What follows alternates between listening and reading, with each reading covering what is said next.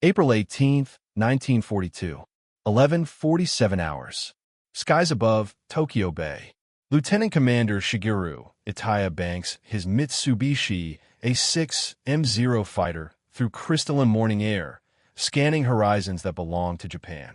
The temperature at 12,000 feet hovers near freezing, but his cockpit is warm, his engine purring with mechanical perfection. Below, Tokyo sprawls in orderly magnificence, the heart of an empire that controls everything from Manchuria to the Solomon Islands. The radio crackles. Unidentified aircraft. American bombers. Impossible. The nearest American carriers are thousands of miles away, hiding in fear after their humiliation at Pearl Harbor. Japanese intelligence has confirmed it. The American Pacific Fleet is shattered, demoralized, incapable of offensive operations. These reports must be reconnaissance aircraft, perhaps lost, certainly doomed. Itaya climbs toward the intercept vector, confidence absolute. He has 800 hours of flight training. His Zero can outmaneuver, outclimb, and outfight any aircraft America possesses. He has studied American planes, the clumsy P-40s, the underpowered F-4FS. They are built by a nation that values comfort over discipline, profit over honor, individual freedom over collective strength. American aircraft are heavy, slow, built by workers who change jobs for higher wages rather than serving with loyalty. Japanese aircraft are light, agile, flown by pilots who have devoted their lives to mastery. At 11:52, he sees them. Twin-engine bombers, medium-sized, flying low and fast toward the coast. North American B-25 Mitchells, land-based bombers that cannot possibly be operating here, 650 miles from any American base. Yet there they are, 12 of them, skimming rooftops, dropping bombs on Tokyo itself. Itaya dives to intercept. His wingman follows. They close rapidly, guns armed, ready to demonstrate Japanese aerial superiority. The lead bomber grows larger in his gun sight. He fires. Tracers arc toward the American aircraft. Some strike home. The bomber does not falter. It continues, releases its payload over a factory district, and turns toward the sea. Itaya pursues, but the bomber is faster at low altitude than intelligence reports indicated. His Zero, optimized for dogfighting at high altitude, cannot match the bomber's speed in level flight near the ground. He watches it escape toward the Pacific, joining 11 others that have struck the sacred capital and departed unscathed. He returns to base, fuel low, mind reeling. American bombers over Tokyo. For months after Pearl Harbor, launched from carriers that should not exist, operating with audacity that violates every assumption about American weakness. The radio operator asks if he shot them down. Itaya does not answer. He is staring at his hands, which are shaking for the first time in his combat career. Not from fear, from the first whisper of doubt. Perhaps the Americans are not what Japanese intelligence says they are. Perhaps the reports of their weakness are not accurate. Perhaps this war will not end with swift Japanese victory and negotiated peace. Perhaps. The word echoes in his mind as he taxis to his revetment. The engine sounds different now. Less certain. Less perfect. The morning feels colder than it should, and the horizon, that horizon that belonged to Japan just 1 hour ago, suddenly seems larger and more threatening than it ever has before. For months ago, Japan struck Pearl Harbor and shattered American naval power. Today, American bombers struck Tokyo. The distance between those two realities is greater than any distance on any map. It is the distance between assumption and truth, between ideology and reality, between certainty and the terrible, creeping knowledge that everything Japan believes might be catastrophically wrong. Itaya climbs from his cockpit, removes his leather helmet, and stands watching the eastern horizon where 12 American bombers have vanished into clouds and distance. Somewhere beyond that horizon, American carriers are operating. American factories are building. American resolve is hardening. And for the first time since December 7th, 1941, A Japanese fighter pilot wonders if his nation has awakened not a sleeping giant, but an industrial colossus whose true strength has not yet even begun to reveal itself. The sun climbs higher. The base returns to routine. But something has changed. Something invisible but undeniable. The certainty that Japan would win this war has developed its first crack. Tiny, imperceptible to most, but there and growing. Within 2 months, that crack will become a chasm. Within 2 years, a canyon. Within 3 years, an abyss into which an entire empire will fall. But on this April morning, only a handful of men sense it. Itaya is one of them. He stands alone, watching the sky, feeling the first cold touch of industrial reality against the warm illusion of spiritual superiority. The Americans have just announced their existence, not as defeated victims, as awakened adversaries. And the message they have delivered with those 12 bombers is clear to anyone willing to see it. We are coming. We are building. We are learning. And we will not stop until this war is won. Itaya lights a cigarette with hands that still tremble. The smoke rises into clean sky.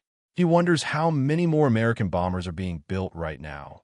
This very minute, in factories he has never seen, by workers whose motivations he does not understand, in a nation whose productive capacity Japan has consistently underestimated. He wonders if those factories ever stop, if those workers ever rest, if that nation's anger, once fully mobilized, can be stopped by skill and bravery alone. He wonders, and deep in his soul, beneath layers of training and ideology and national pride, he already knows the answer. He just cannot admit it yet. Not to his commanders, not to his fellow pilots, not even to himself. But he knows. They all know, though few will speak it aloud for many months. Japan has just learned that the war it thought it was winning has not yet truly begun. The arithmetic of confidence was simple. Japan possessed 10 aircraft carriers, 11 battleships, 18 heavy cruisers, and air groups comprising the most experienced naval aviators in the world. Japanese pilots who struck Pearl Harbor averaged 800 flight hours before combat. American replacements averaged 200. Japanese torpedoes worked. American torpedoes frequently malfunctioned. The Mitsubishi Zero fighter outperformed every American aircraft in agility, climb rate, and range. Admiral Isoroku Yamamoto, architect of Pearl Harbor, had warned that Japan could run wild for 6 months to a year before American industrial capacity overwhelmed them. But his superiors dismissed his pessimism. America was soft, decadent, a nation divided by racial tensions, weakened by democracy's endless debate, populated by individualists who would not sacrifice for collective victory. Japanese intelligence reports confirmed it. American workers struck for higher wages in the middle of war production. American commanders argued publicly about strategy. American society valued comfort over duty.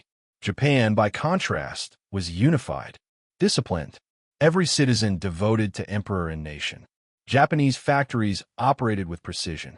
Japanese soldiers embraced death over surrender. Japanese commanders made decisions swiftly, without democratic interference. These advantages, spiritual, organizational, cultural, would overcome any material disadvantages. The mathematics supported this conclusion.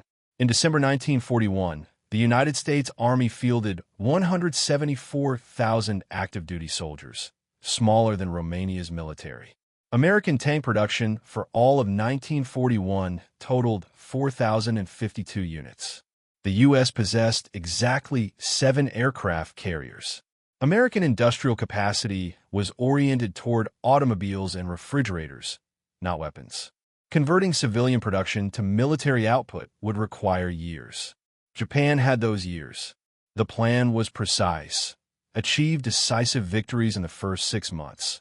Establish an impregnable defensive perimeter from the Aleutians to the Indian Ocean, and force America to accept negotiated peace rather than endure the casualties required to breach that perimeter. Americans, accustomed to easy lives and material comfort, would not tolerate Pacific losses. They would grow weary. Public opinion would force their government to compromise. The plan was rational. The assumptions were logical. The confidence was total. Then came the anomalies. Doolittle's raid on April 18, 1942 should have been impossible. Medium bombers launching from carriers 650 miles at sea, striking Tokyo, and escaping toward China demonstrated audacity that violated Japanese understanding of American psychology. Materially insignificant, 90 buildings damaged, 50 civilians killed, but psychologically devastating. If Americans could strike Tokyo 4 months after Pearl Harbor, what would they achieve in 4 years? Japanese commanders convened meetings. Perhaps it was a desperate gesture, a propaganda stunt. Perhaps American morale required a symbolic victory to prevent collapse. The raids would not continue. Could not continue. American carriers would retreat to defensive positions and rebuild. Except they didn't. On May 7th to 8th, 1942, the Battle of Coral Sea resulted in tactical stalemate, but strategic American victory. Japan's advance toward Australia halted. American carriers Enterprise and Yorktown had engaged Zuikaku and Shokaku, demonstrating that American naval aviation could contest Japanese expansion. Losses were roughly even. Both sides lost carriers, but the battle proved Americans would fight rather than negotiate. Then came June 4th, 1942. Midway. Japanese intelligence reported 2 American carriers operational in the Pacific, Enterprise and Hornet. Yorktown had been severely damaged at Coral Sea and would require months of repair at Pearl Harbor. This intelligence was accurate. Yorktown had been hit by 2 torpedoes and 3 bombs. Proper repairs required 3 months minimum in a fully equipped naval yard. American shipyard workers at Pearl Harbor completed those repairs in 72 hours. They did not restore Yorktown to full capability. They patched holes, rerouted damaged systems, jury-rigged solutions that would horrify any properly trained naval engineer. They worked 24-hour shifts without rest, welding, cutting, improvising. They violated every principle of correct procedure. They achieved functional impossibility through desperate improvisation. When Japanese dive bombers struck the American carrier force at Midway on June 4th, they encountered not 2 carriers but 3, and American dive bombers, launching from those 3 carriers in a coordinated attack that succeeded partially through luck and partially through Japanese mistakes, caught 4 Japanese carriers, Akagi, Kaga, Soryu, and Hiryu, with their decks crowded with armed and fueled aircraft. In 6 minutes, 3 carriers were burning. Within 24 hours, all 4 were sinking. Japan lost 248 aircraft, 3,057 men, and irreplaceable veteran pilots who had trained for years. America lost Yorktown, a carrier that should have been in repair dock, and 150 aircraft. The strategic balance in the Pacific shifted irrevocably in 6 minutes of combat. Rear Admiral Taman Yamaguchi, commander of the 2nd Carrier Division aboard Hiryu, sent his final message before the carrier capsized.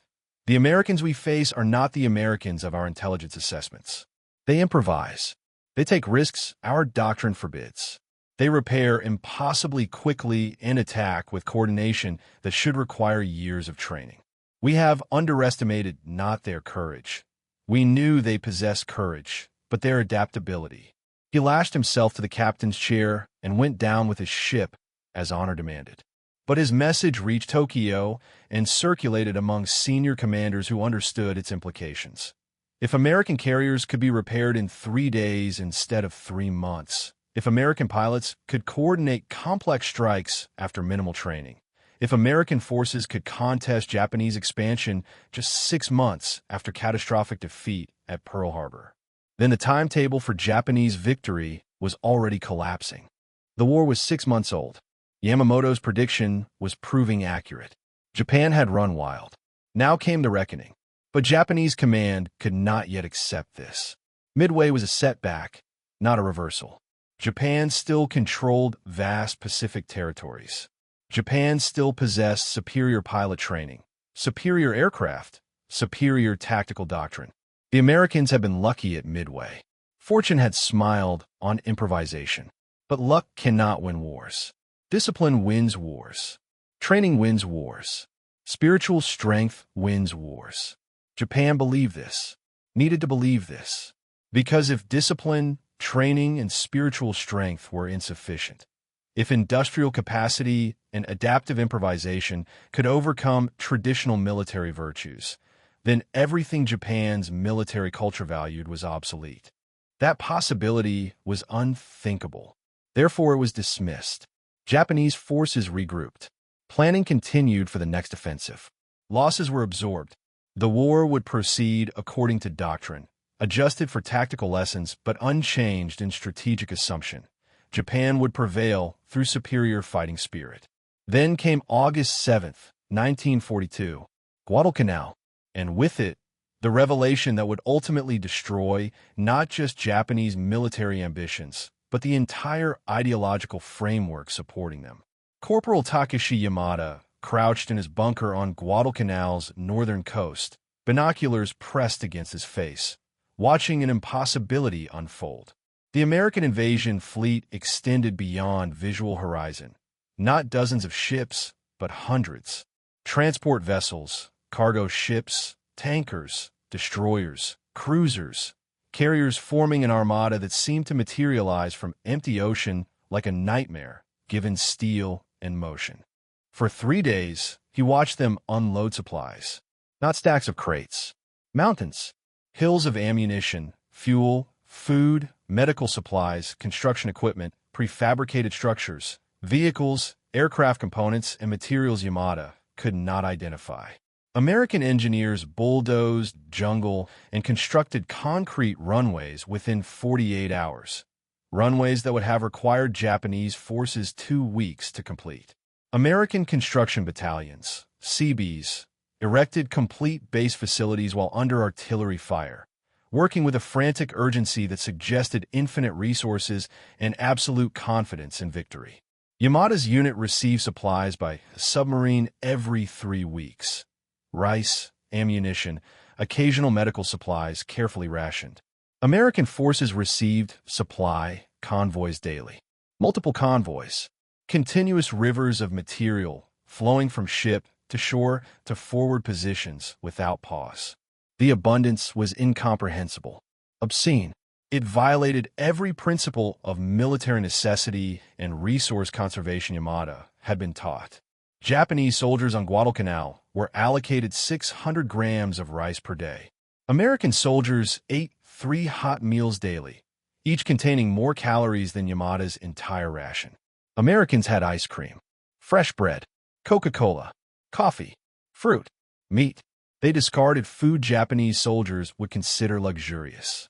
Yamada watched American soldiers throw away half-eaten rations, not because the food was contaminated, but because they were full. The concept was alien. Japanese soldiers ate every grain of rice. Americans threw away abundance. On October 23rd, during a night counterattack, Yamada's position was overrun. He was hit by shrapnel, left leg, severe bleeding, bone fragments visible through torn flesh. He expected death. Instead, an American medic applied a tourniquet, injected morphine, sprinkled white powder into the wound that stopped infection, and called for stretcher bearers. The entire process took perhaps 90 seconds. Efficient, professional, compassionate. Yamada was transported to an American field hospital where a surgeon operated under electric lights powered by portable diesel generators. The surgeon was young, perhaps 28 years old, assisted by nurses who worked with casual competence. They spoke to each other during the operation, joking, discussing a baseball game, completely relaxed despite operating on an enemy combatant while artillery fire rumbled in the distance. The surgeon saved his leg. Afterward, a nurse gave him water, clean bandages, and antibiotics, small white pills that prevented infection far more effectively than Japanese antiseptics. Yamada's interrogation began 2 days later. The intelligence officer was a Japanese-American, Nisei, who spoke fluent Japanese but wore an American uniform. This contradiction troubled Yamada deeply. How could a Japanese man fight for America? Where was his loyalty, his honor, his connection to his ancestors and homeland? The intelligence officer asked routine questions, Unit designation, commanding officer, defensive positions, morale conditions. Yamada answered minimally, providing only name and rank as duty required. But he could not stop staring past the interrogation tent toward the base beyond, which had grown like a living organism during his recovery. Bulldozers carved roads through jungle. Trucks moved in continuous convoys. Aircraft landed and departed every few minutes. The entire base hummed with mechanical productivity that never paused, never slowed, never seemed to require rest or consideration. It simply functioned, relentlessly, generating output through sheer accumulated industrial momentum. How? Yamada asked, finally abandoning protocol. How do you have so much? The intelligence officer smiled wearily, as if he'd answered this question many times. We're Americans. We make a lot of stuff. It's what we do, not arrogance. Simple statement of observable fact, delivered with the casual confidence of someone who had never experienced scarcity, never rationed meals, never understood that resources were precious rather than abundant. Yamada was transferred to a POW camp in Australia, where he spent the next 3 years observing a truth that systematically dismantled every ideological certainty his education had instilled. American abundance was not temporary luck or geographic accident. American abundance was civilizational characteristic, encoded in systems and culture and economic organization at fundamental levels Japanese militarism had never comprehended. The POW camp provided better food than Japanese soldiers receive in active service. Medical care was routine and comprehensive. Prisoners were not abused or degraded. American guards were casual, often friendly, enforcing rules without cruelty. The camp had a library, educational classes, sports equipment. These were enemy combatants, imprisoned men who had killed Americans, yet they received treatment Japanese military doctrine would classify as unacceptably generous. Yamada began writing letters to his family in Osaka, carefully worded to pass censorship, but conveying truths that felt dangerous even to write. Mother, the Americans are not what we were told. They do not fight with discipline or spiritual strength. They fight with machines and supplies and industrial systems we cannot match. When we destroy one tank, they bring 3. When we shoot down one aircraft, 5 arrive. This is not courage defeating courage. This is one civilization's productive capacity overwhelming another's warrior spirit. I fear we have entered a contest we cannot win because we are fighting the wrong kind of war. Military censors intercepted the letter. Yamada's family never received it. But thousands of similar letters were flowing from across the Pacific, Tarawa, Saipan, Polilliu, Iwo Jima. And even total censorship could not suppress the truth bleeding through every capture document, every interrogation report, every intelligence assessment file by officers who were witnessing American industrial power firsthand and struggling to reconcile observation with ideology. In interrogation reports from late 1943, a pattern emerged. Japanese prisoners repeatedly expressed shock not at American courage or tactical skill.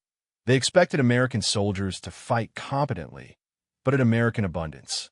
The supplies, the equipment, the casual wastefulness that would be criminal in Japanese military culture but was standard American practice.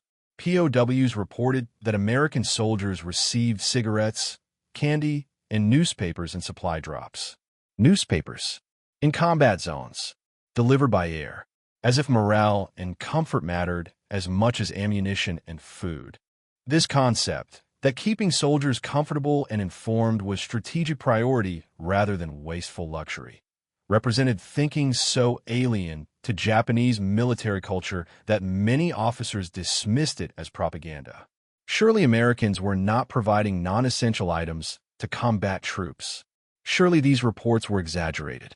But the reports were accurate, and the implications were devastating.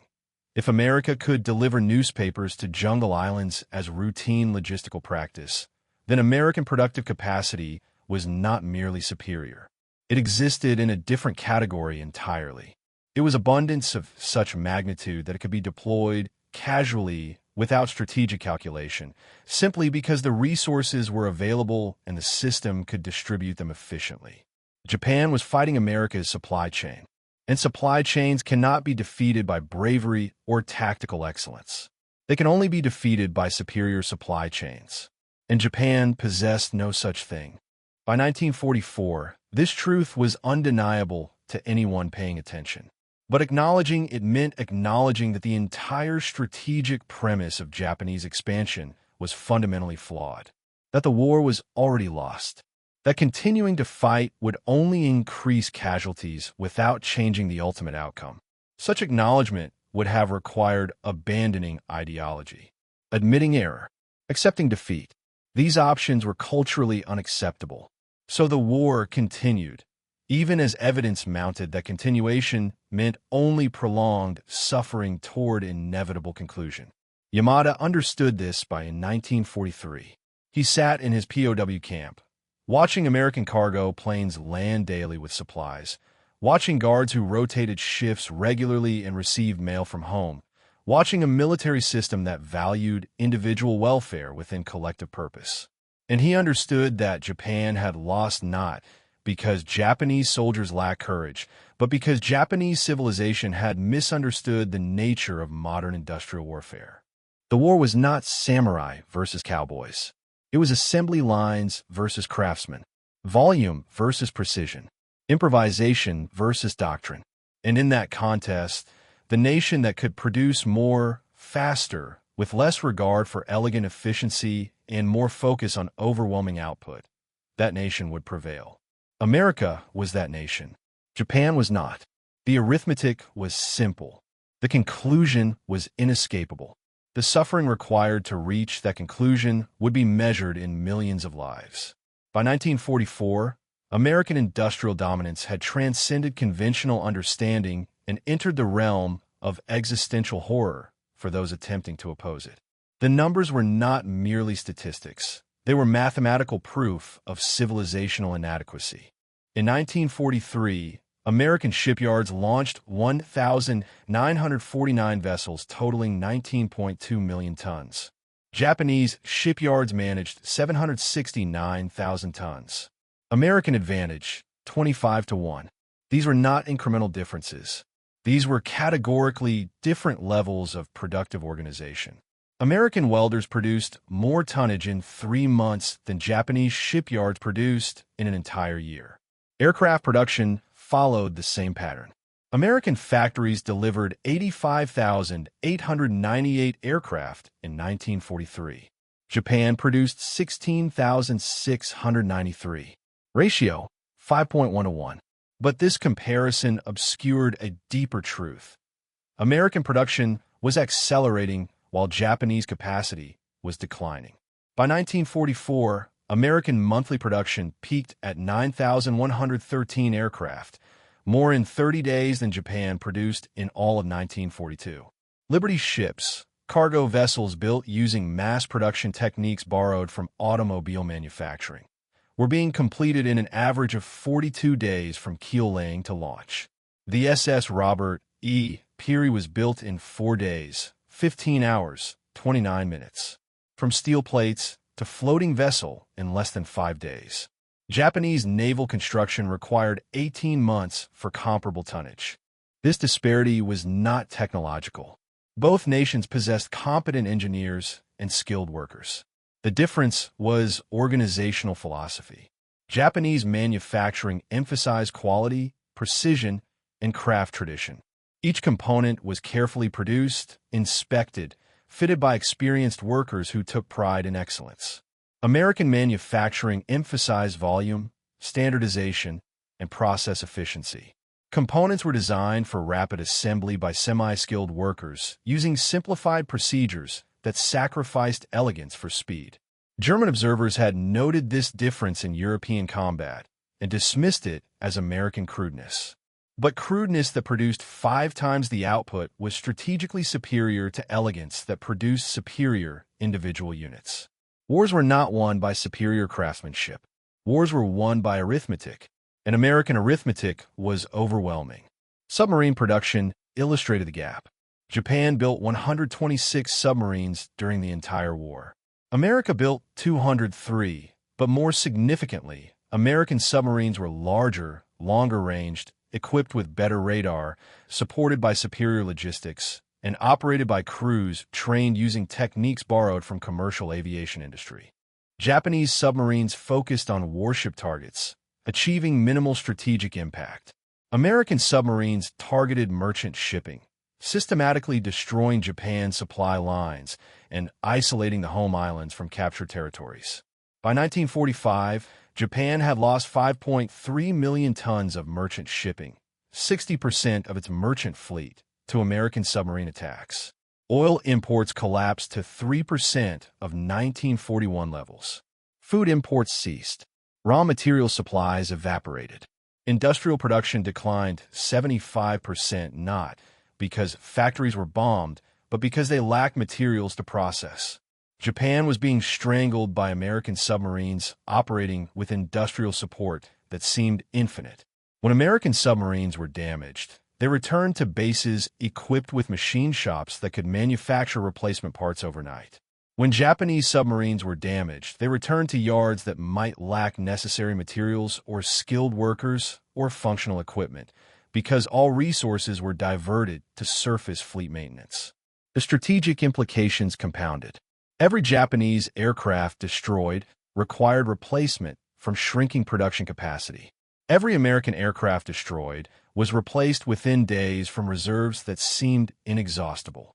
Japanese pilot quality increased as survivors gained experience, but survivor numbers declined steadily. American pilot quality declined as training times shortened to meet demand, but it didn't matter. American pilots flew aircraft with better radios, better armor, better support, coordinated by radar direction, and protected by search and rescue operations that recovered downed aircrew with remarkable efficiency. By mid-1944, Japanese pilots flew with 200 hours of training and face combat alone, without radio guidance, without reliable communication, without rescue support if shot down.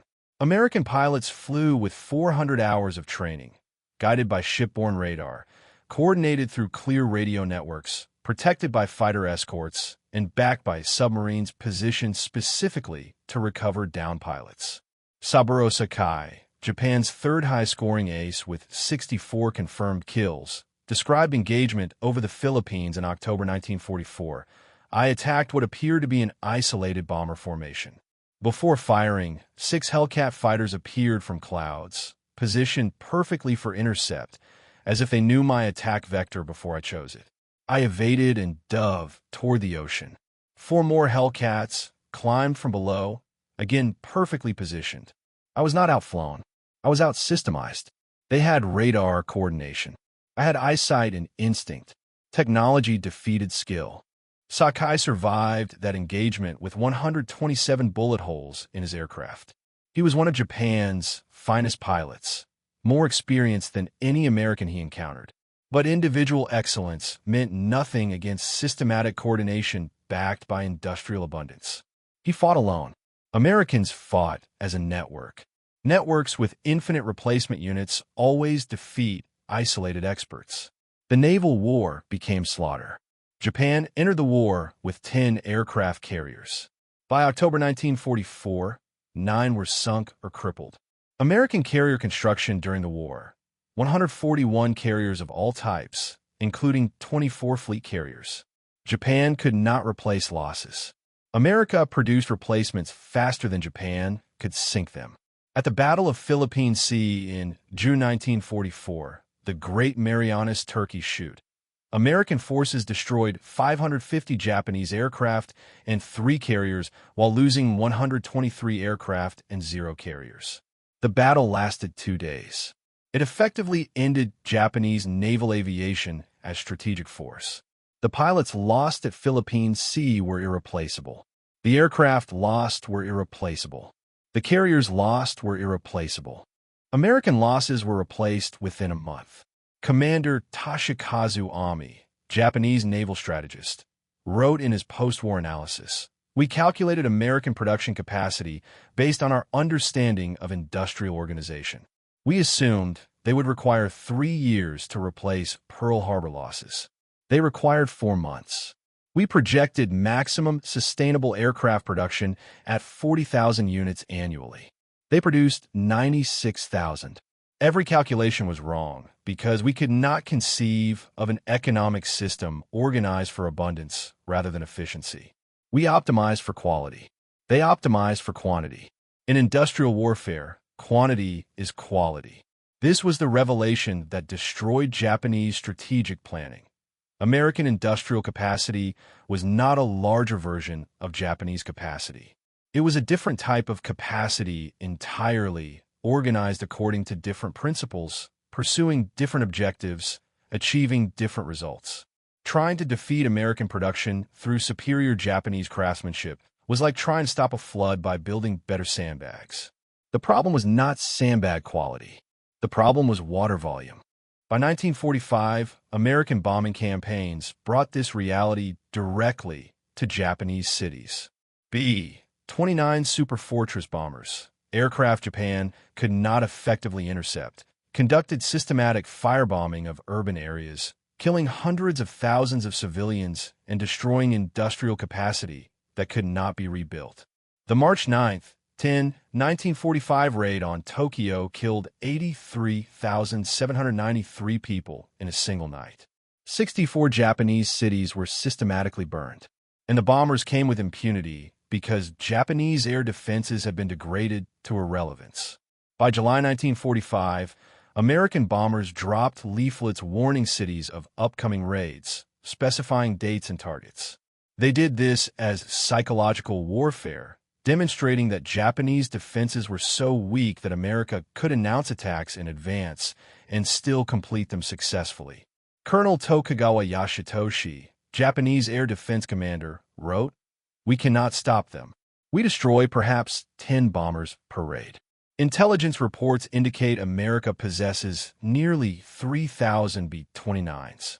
At current attrition rates, we must shoot down 80 bombers nightly for 1 year to exhaust their force. We have never achieved more than 17 in a single night. This war is not combat. It is industrial demonstration. They are proving that free societies with market economies generate productive capacity that militaristic authoritarianism cannot approach. This was the ultimate psychological defeat, understanding that continuation meant only prolonged suffering toward inevitable conclusion. That courage could not overcome arithmetic. That spiritual strength could not defeat supply chains.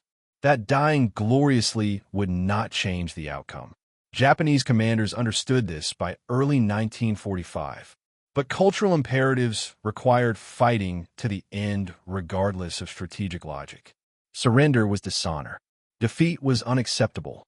Better to perish than admit error. So the war continued until industrial reality imposed conclusion through weapons that transcended conventional warfare entirely and forced acknowledgement that further resistance was not honorable sacrifice, but civilizational suicide. Lieutenant Kazuo Sakamaki sat in a POW camp in Wisconsin in July 1945, writing a letter that military censors would never allow to reach his mother in Osaka. He was Japan's first POW, captured at Pearl Harbor after his midget submarine ran aground during the attack. For 3.5 years, he had observed American society from imprisonment, witnessing a civilization that contradicted every ideological principle his education had instilled. His letter described observations that felt dangerous even to write. Mother, the guards here earn wages sufficient to own automobiles. Personal automobiles. A corporal, equivalent to our lowest non-commissioned rank, owns a machine that in Japan would indicate considerable wealth. This is normal here. Expected. They discuss their cars casually, complaining about maintenance costs I could live on for months. I watch them discard food daily. Not spoiled food. Fresh food they simply do not wish to eat. Yesterday, I saw a soldier throw away half a steak, bread, and apple. When I asked why, he said he was full, not saving for later. Not preserving, simply discarding abundance, because more will arrive with next meal. Their factories operate continuously. 3 shifts, 24 hours, 7 days weekly. I can see factory lights from the camp at all hours. Production never ceases. They do not rest on Sunday. They do not observe holidays during wartime. They simply produce endlessly, as if industrial output is their spiritual practice. We were taught Americans are weak, decadent, undisciplined. This is false. They are disciplined differently. Disciplined toward productivity rather than obedience, toward innovation rather than tradition, toward individual excellence within collective purpose rather than suppression of individuality for group harmony. His letter continued, describing the POW camp library containing hundreds of books, educational classes taught by intern university professors, sports equipment provided for recreation, medical care superior to what Japanese soldiers received in active service. These were enemy combatants, yet they received treatment suggesting American belief that even enemies retain human dignity, deserving respect. Understand now that we lost this war before it began, not because we lacked courage. Our soldiers have demonstrated courage beyond question. We lost because we misunderstood the nature of modern warfare. We believed wars were decided by warrior spirit, tactical skill, willingness to sacrifice. We were wrong. Modern wars are decided by industrial capacity, logistical systems, economic organization. We brought samurai traditions to a factory war. We brought spiritual discipline to a production competition. We brought honor to a contest that rewards pragmatic efficiency over elegant tradition. Military censors intercepted this letter and hundreds like it. Sakamaki's mother never received these truths her son struggled to articulate. She died in the Osaka firebombing of March 13th to 14th, 1945, when 274 B-29 bombers dropped 1,733 tons of incendiaries on the city, killing 3,987 civilians and destroying 134,000 homes. Sakamaki learned of her death in August from Red Cross notification. He was sitting in the camp mess hall when news arrived. Around him, American soldiers ate breakfast, eggs, bacon, toast, coffee, orange juice. Abundance so routine they did not notice it. He excused himself, walked to his barracks, and wept for 3 hours. Not just for his mother, for an entire civilization that had convinced itself that ideology could triumph over material reality, that discipline could defeat abundance, that spiritual strength could overcome industrial capacity, that Japan's warrior traditions would prevail against America's production systems. He had believed this. They had all believed this, and they had been catastrophically wrong. The war had killed millions to prove what should have been obvious from the beginning. In industrial contests, the nation that produces more wins. Quality matters only when quantities are comparable. When one side produces 5 times what the other produces, quality becomes strategically irrelevant. Fighter ace Saburo Sakai, recuperating from wounds in a naval hospital in July 1945, received visit from a former squadron mate who had just returned from Okinawa. The Battle of Okinawa, April to June 1945, had been Japan's last major defensive operation, costing 110,000 Japanese military casualties and perhaps 100,000 civilian deaths. American losses, 20,000 dead. Sakai's friend described American fleet offshore, hundreds of ships, perhaps 1,000. They covered the ocean to horizon. They fired continuously for days. Their shells alone, just naval artillery, exceeded all ammunition we expended during entire campaign. When their ships required resupply, new ships arrived while spent ships departed. The bombardment never paused. It was not naval gunfire in tactical sense. It was industrial demolition. They were not fighting us. They were erasing us. Sakai asked about American casualties. His friend laughed bitterly. They have hospital ships, actual ships dedicated solely to medical care, equipped like Tokyo University Hospital, staffed by hundreds of doctors and nurses. Wounded Americans receive surgery within hours, blood transfusions, antibiotics, professional nursing care. Our wounded receive bandages if fortunate, death if not. They treat warfare as industrial problem requiring logistical solution. We treat warfare as spiritual test requiring honorable death. This was the human cost of ideological certainty colliding with industrial reality. Japanese soldiers died courageously, fighting with discipline and skill and dedication that deserved better strategic leadership than they received. They were sacrificed to prove ideological points that were already disproven. They died honorably in service to strategies that were doomed before execution. American soldiers also died, 20,000 at Okinawa alone, nearly 200,000 total Pacific casualties. But their deaths occurred within a strategic framework that valued their lives, provided them support, and sought to minimize casualties through material superiority rather than spiritual exhortation. American military culture said, "We will win by producing more, supporting better, coordinating more effectively." Japanese military culture said, "We will win through willingness to die." Only one of these philosophies was compatible with modern industrial warfare. In prisoner interrogations from mid-1945, a pattern emerged that troubled American intelligence officers. Japanese prisoners expressed relief at capture. Not shame, they had fought until overwhelmed, but relief that combat had ended and they would not be required to die in futile gestures.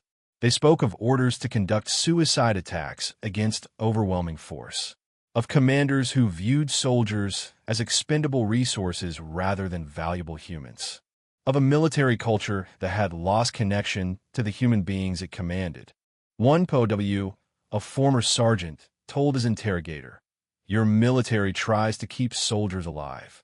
Our military expects soldiers to die. Your commanders calculate how to achieve objectives with minimum casualties.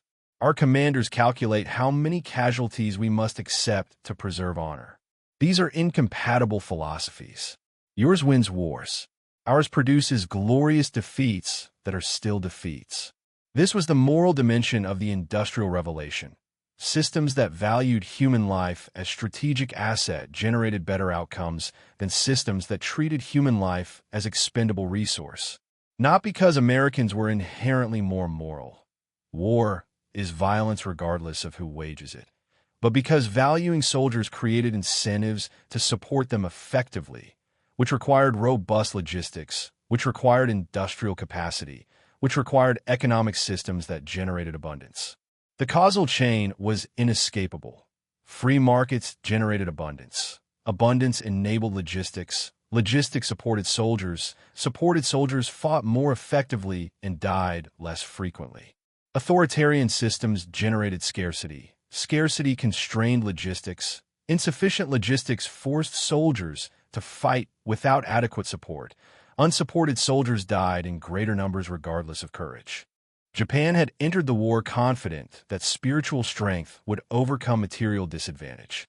For years later, that confidence lay shattered, along with 66 cities, 2.7 million Japanese dead, and an empire that had expanded across Asia and now could not feed its own population. The revelation was complete. The cost was measured in generations. August 6, 1945, 8:16 hours. The atomic bomb detonated over Hiroshima with yield of 15 kilotons, creating fireball reaching temperatures of 7,000 degrees Fahrenheit. Blast wave traveled at 1,100 feet per second. Thermal radiation caused spontaneous combustion of exposed materials within 1.2 miles of ground zero. 70,000 people died instantly. Another 70,000 would die from radiation and injuries within months. But the death toll was not the ultimate significance. The significance was that one bomber, carrying one bomb, achieved destruction previously requiring hundreds of bombers carrying thousands of bombs. The entire arithmetic of warfare had become obsolete in 43 seconds. 3 days later, a second atomic bomb destroyed Nagasaki. 40,000 immediate deaths.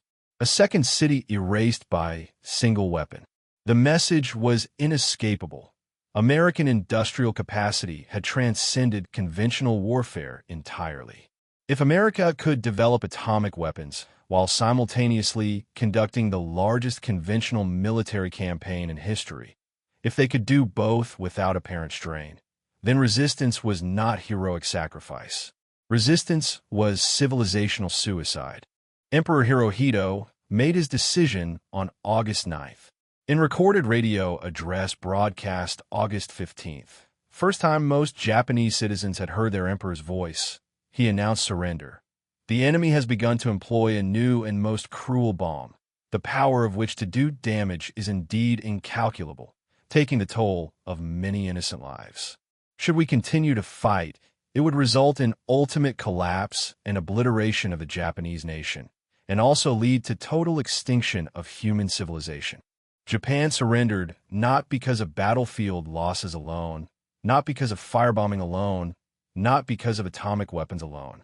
Japan surrendered because atomic weapons proved that American productive capacity could harness fundamental forces of nature while simultaneously producing 96,000 conventional aircraft annually. If Americans could do both simultaneously, then Japanese resistance had no endpoint except extinction. The war ended. The reckoning began. Takeshi Yamada returned to Japan in 1946, repatriated from Australian POW camps along with 140,000 other former soldiers. The nation he found was unrecognizable. Tokyo was ash. Osaka was rubble. Hiroshima was crater. Nagasaki was cemetery. Industrial capacity had declined 85%. Food production had collapsed. 7 million people were homeless. Starvation was widespread. And occupying this devastation were American soldiers. But they were not conquerors in traditional sense. They distributed food, provided medical care, rebuilt infrastructure. General Douglas MacArthur arrived with plans for transformation, democratic constitution, land reform, educational restructuring, industrial rehabilitation. The Americans fed the nation that had tried to kill them. Yamada stood in line for rations in Yokohama in December 1946. The soldier distributing supplies was perhaps 20 years old, Midwestern accent, casual friendliness. Rough war, the soldier said, handing over a box. Yamada nodded, unable to articulate the complexity of his thoughts. The box contained rice, canned meat, powdered milk, chocolate, cigarettes. More food than he had seen in months. Provided freely by the nation Japan had attacked without warning. Why help us?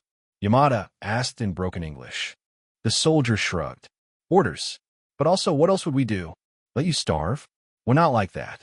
This was the final revelation. American abundance extended even to defeated enemies. The same productive capacity that had built 296,000 aircraft was now building democratic institutions in nations that had sought to destroy it. The Marshall Plan for Japan delivered $2.2 billion in aid between 1946 and 1952. American advisors restructured Japan's economy, implemented reforms, established educational systems based on democratic principles. By 1952, Japan's industrial production exceeded pre-war levels. By 1960, Japan was the world's third largest economy. By 1980, Japanese automobiles and electronics dominated global markets, built using manufacturing principles learned from American advisors during occupation.